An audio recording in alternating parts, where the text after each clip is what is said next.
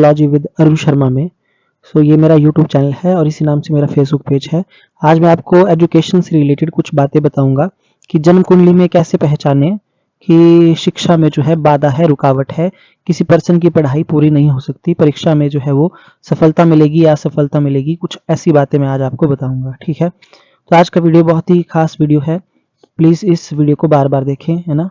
और मेरे चैनल को सब्सक्राइब करें और फेसबुक पेज को भी सब्सक्राइब करें, लाइक करें, शेयर करें, फॉलो करिए, कमेंट करिए। देखिए यहाँ पे लिखा है शिक्षा में बाधा या शिक्षा में रुकावट, जन्म कुंडली से कैसे पहचाने इस बात को, ठीक है। तो ये जानना ज्योतिष दृष्टि से बहुत महत्वपूर्ण है। यदि किसी जातक की शिक्षा बार बार रुकती है, परीक्षा में सफलता मिलती है या पढ़ाई में मन नहीं लगता, तो संकेत हो सकते हैं कि कुंडली में शिक्षा में बाधक योग बने हुए हैं। मतलब कुछ ऐसे योग हैं जिसकी वजह से पर्सन अपनी पढ़ाई को कंप्लीट नहीं कर पा रहा, उसको असफलता मिलती है बार बार। तो देखिए सबसे पहला क्या है, देखिए चतुर्थ भाव, जैसा कि मैंने आपको बताया था, और पंचम भाव। हो सकता है कि फोर्थ हाउस और फिफ्थ हाउस में दोष हो, उसकी वजह से जो है शिक्षा में बाधा आ रही हो, ठीक है। चतुर्थ भाव शिक्षा का मुख्य भाव है और इसमें पाप ग्रह राहु, केतु, शनि या मंगल अगर उपस्थित हो तो यहाँ पे जो है बाधा हो सकती है पढ़ाई से रिलेटेड, ठीक है। जैसे कि मैंने आपको बताया था कि जो हमारा फोर्थ हाउस होता है,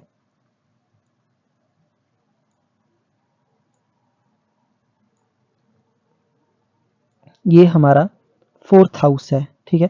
इस फोर्थ हाउस में पाप ग्रह जैसे कि राहु, केतु, शनि, मंगल है, तो हो सकता है कि पढ़ाई में जो है वो बाधा आए, बार बार जो है रुकावट आए स्टडीज में और असफलता भी मिले।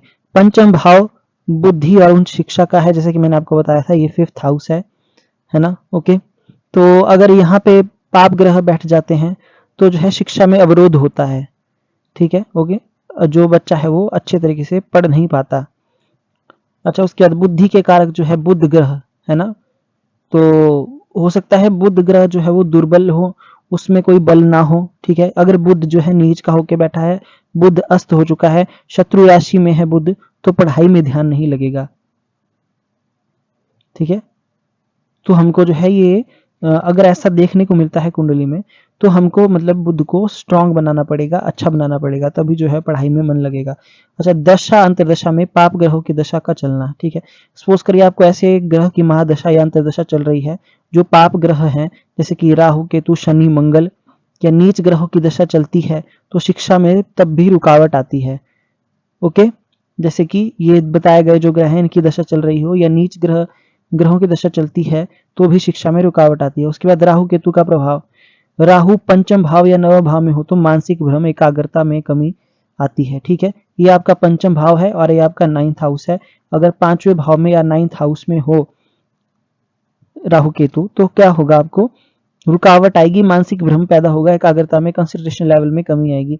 केतु चतुर्थ भाव में है तो जातकों को पढ़ाई में रुचि नहीं होती, ठीक है। अगर केतु यहाँ फोर्थ हाउस में बैठ गया है, ठीक है, इसको माता का घर भी बोलते हैं, तो जातकों को पढ़ाई में कोई रुचि नहीं होगी, ऐसा हो सकता है, ठीक है।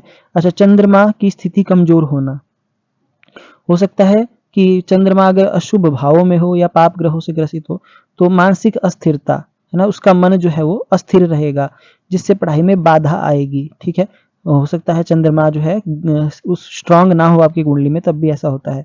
अच्छा, विद्या हानि योग, एक विद्या हानि योग मैं आपको यहाँ पे बताऊंगा। देखिए, यदि गुरु नीच का हो, ठीक है, अस्त हो गया हो या पाप ग्रहों के साथ हो तो विद्या हानि योग बनता है, ठीक है।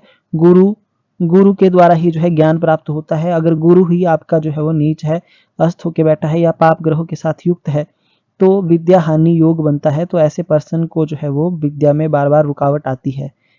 ओके जी। अच्छा, अब उपाय क्या है इसके, ठीक है। मान लीजिए ये सारी बातें जो है आपकी कुंडली में है, तो इसके उपाय क्या है मैं आपको बता देता हूँ। देखिए, शिक्षा में सफलता के लिए उपाय, बुधवार को आप हरे वस्त्र पहने, ओम बुम बुद्धाय नमः, ये बुद्ध का जो है बीज मंत्र है, इसका जाप करें। गुरुवार को पीले वस्त्र पहने, ओम ग्राम ग्रीम ग्रौम सह गुरुवे नमः, इसका जाप करें। चतुर्थ भाव या पंचम भाव में राहु केतु हो तो दुर्गा सप्तशती पढ़ें, ठीक है।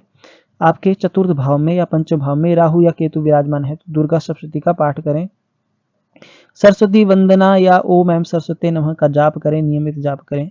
शनि की दशा हो तो हनुमान चालीसा पढ़े, और तेल जो है वो दान करें, शनि के चरणों में तेल को चढ़ाएं। ठीक है, तो ये था आज का जो है वीडियो।